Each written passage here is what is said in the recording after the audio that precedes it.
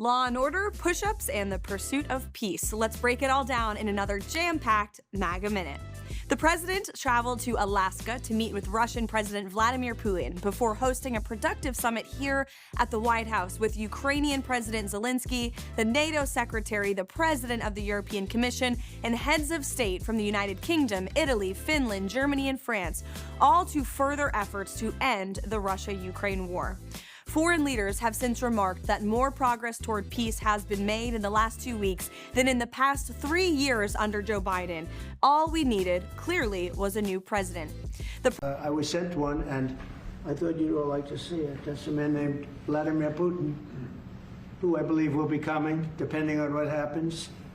He may be coming, and he may not, depending on what happens. We have a lot of things happening over the next couple of weeks. But I thought it was a nice picture of him.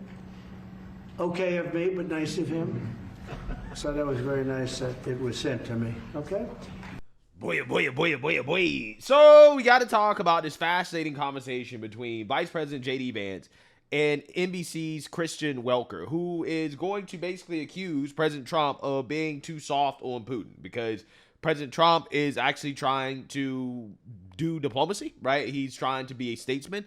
He's treating Vladimir Putin with respect. Apparently, the mainstream liberal media wants President Trump to trash Putin in person in order to get Putin to stop killing people, right? They want President Trump to disrespect Putin, to humiliate him on the world stage in order to get him to stop killing people, okay? Clearly, the mainstream liberal media doesn't actually really want an end to the war, okay? Because that is not how you deal with heads of state that have as much power, okay, as Russia has right now in this situation. I mean, even Bill Clinton understood that when you deal with somebody like Vladimir Putin, you're brutally honest behind closed doors, but in public, you don't try to humiliate them. Look, Mr. Putin he's very smart. Well, you know him better than most people. Yeah, I do. What was he like behind closed doors, away from, the sort of the public utterances? Smart and remarkably, we had a really good, blunt relationship. How blunt? Brutally blunt. Ever fisticuffs? No, but I think, I think the right strategy most of the time but it's frustrating to people in your line of work. You should be brutally honest with people in private. And then if you want them to help you, try to avoid embarrassing them in public. Right. Now, sometimes they do things which make it impossible for you to keep quiet. But by and large, I found all the people I dealt with appreciated it if I told them the truth. How I honestly felt and what our interests were and what our objectives were. And they also appreciated it when I didn't kick them around in public for as long as I couldn't kick them around. So, that's my experience. And did Putin ever renege on a personal agreement he made to you? He did not. So behind closed doors, he could be trusted? He kept his word in all the deals we made. Yeah, so you see, now you heard that, okay? Apparently, the mainstream liberal media does not understand how diplomacy works. Either that or they hate Trump. Probably both. And the reason why we know this is because Kristen Welker is going to confront Vice President JD Vance on whether or not President Trump is going too soft on Putin and Russia, right? Why is it that President Trump is not trying to humiliate Putin? Why is he not saying mean things in public about Putin or to Putin's face? That is what the mainstream liberal media is concerned about, because apparently they don't want peace, right? Because, ultimately, you don't want to disrespect the guy that you want to stop killing people. And that is why I really don't understand this criticism from the mainstream liberal media about how President Trump is treating Vladimir Putin in public. But that is what they're focused on, more so than whether or not we're on the path to peace. So without further ado, let's go ahead and get into this. Let's turn to the war in Ukraine. Sure. I had the opportunity to speak with the Russian foreign minister. I heard. Yes, he says, as of right now, there's no meeting planned between President Putin and President Zelensky. And he added, there needs to be an agenda first, saying, quote, this agenda is not ready at all. Are the Russians stringing President Trump along? No, not at all, Kristen. I think the Russians have made significant concessions to President Trump for the first time in 3.5 years of this conflict. They've actually been willing to be flexible on some of their core demands. They've talked about what would be necessary to end the war. Of course, they haven't been completely there yet, or the war would be over, but we're engaging in this diplomatic process in good faith. We are trying to negotiate as much as we can with both the Russians and the Ukrainians to find a middle ground to stop the killing. I think what the president has tried to do here is try to engage in very aggressive, very energetic diplomacy, because this war is not in anyone's interest. It's not in Europe or the United States' interest. We don't think it's in Russia or Ukraine's interest to keep going. So we're going to keep on pushing for a diplomatic solution. And one final point about this, Kristen, if you look historically, whenever you have a complicated war with a lot of death and destruction, it kind of goes in fits and starts. There are hills and valleys to the negotiation. We sometimes feel like we've made great progress with the Russians, and sometimes, as the president has said, he's been very frustrated with the Russians. And we're going to keep on doing what we have to do to bring this thing to a close. I don't think it's going to happen overnight. I think that we're going to continue to make progress, but ultimately, whether the killing stops, that determination is going to belong to whether the Russians and the Ukrainians can actually find some middle ground here. Wow. This is a breath of fresh air, guys. Isn't it a breath of fresh air to have a vice president that can articulate the strategy and the viewpoint of the current administration in a clear way, right? In a serious way. It's a breath of fresh air, because we didn't have that for the last 4 years, right? Could you imagine Kamala Harris trying to answer questions about this? Ukraine is a country in Europe. It exists next to another country called Russia. Russia is a bigger country. Russia is a powerful country. Russia decided to invade a smaller country called Ukraine. So basically, that's wrong. Well, you talk about concessions, and yet the Russians rejected the ceasefire proposal that President Trump put forward. There's no meeting plan between President Putin and President Zelensky. And this week, Russia targeted an American factory in Ukraine. There were 600 people inside at the time. No one was killed.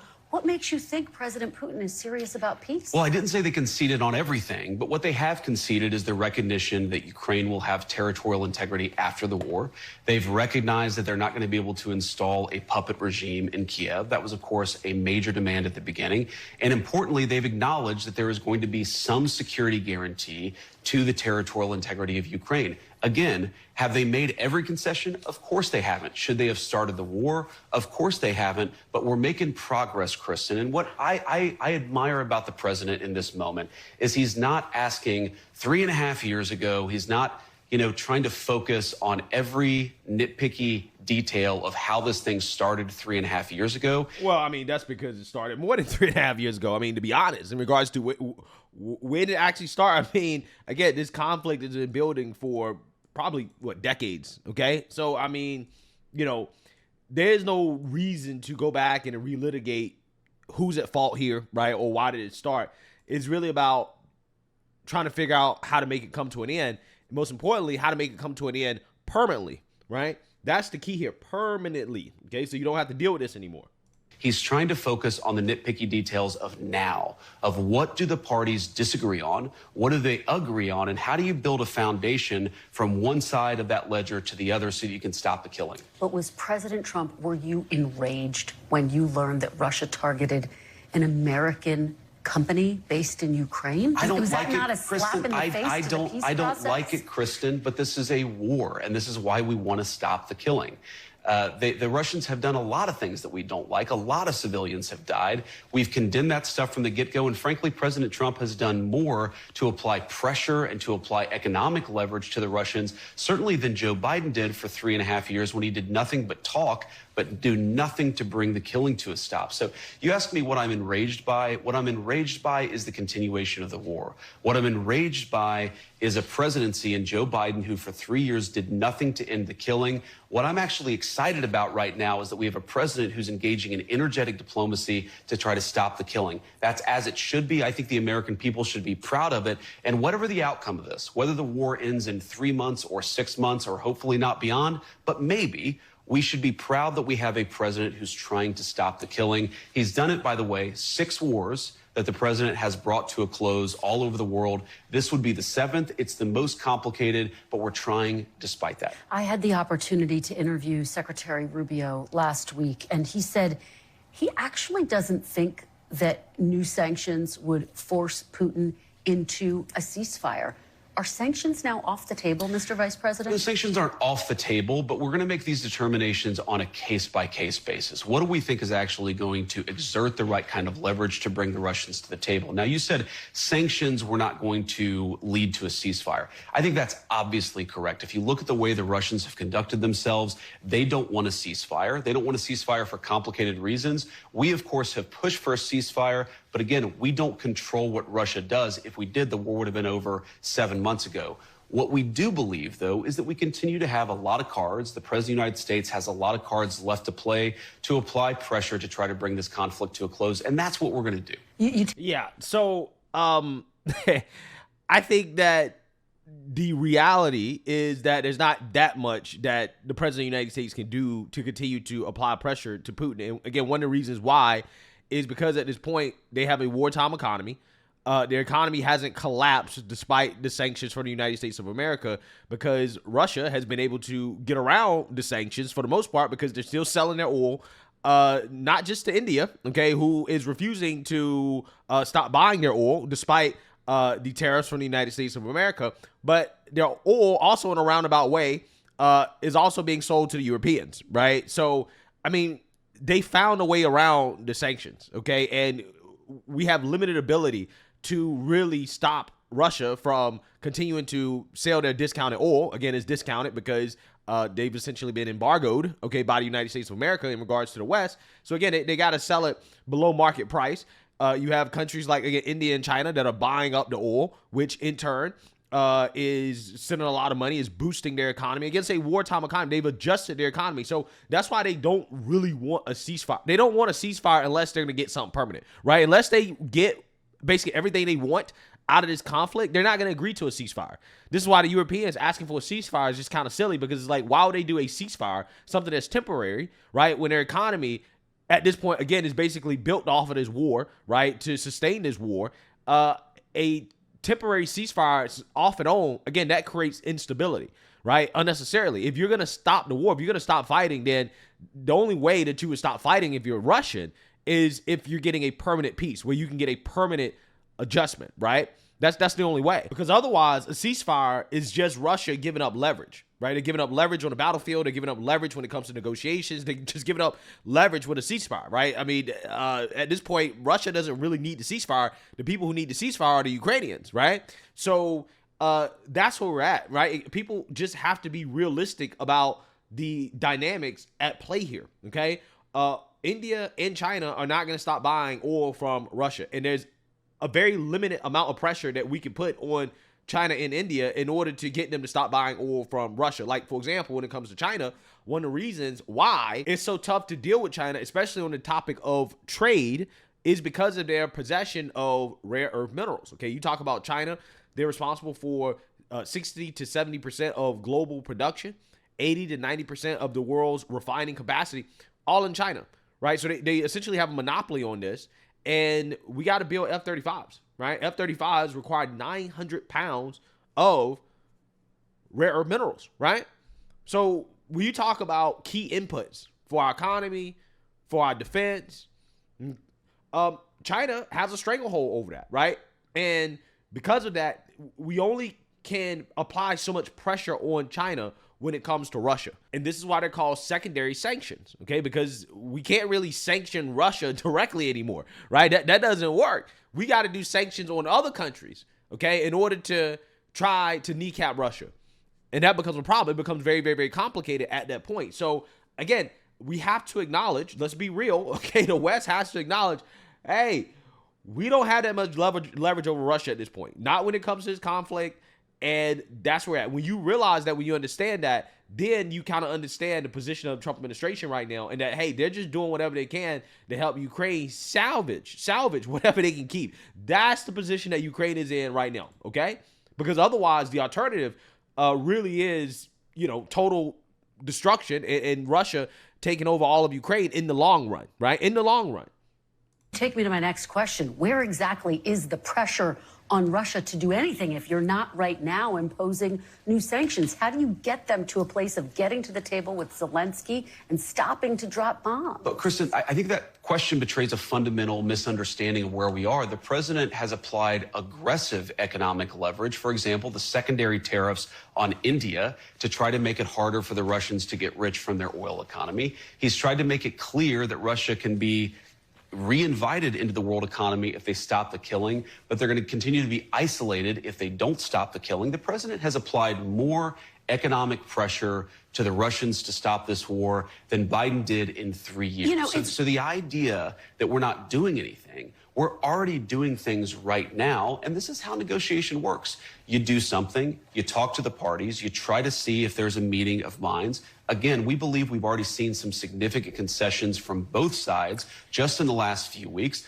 We're going to eventually be successful, or we'll hit a brick wall. And if we hit a brick wall, then we're going to continue this process of negotiation, of applying leverage. This is the energetic diplomacy that's going to bring this war to a close. I hear what you're saying about India. China is actually the largest buyer of Russian oil. They're Why no close. They're sanctions on about China? equal. Why no sanctions on China? Well, obviously, we have a 54% tariff on the PRC right now. So we've already applied pretty hefty sanctions on the Chinese. And we've had a number of conversations at all levels of government to try to encourage the Chinese to be better partners and bring this war to a close. So again, I think the question betrays a misunderstanding of what's going on. We are applying aggressive economic pressure to bring this war to a close. Maybe we'll apply additional pressure. Maybe if we feel like we're making progress, we'll dial that pressure back. That give and take is part of the negotiation that we think is working. It hasn't reached its final outcome yet, but we're going to keep on working on this process for as long as we can. Just to boil down what the Russian concessions might look like, is the only thing that President Trump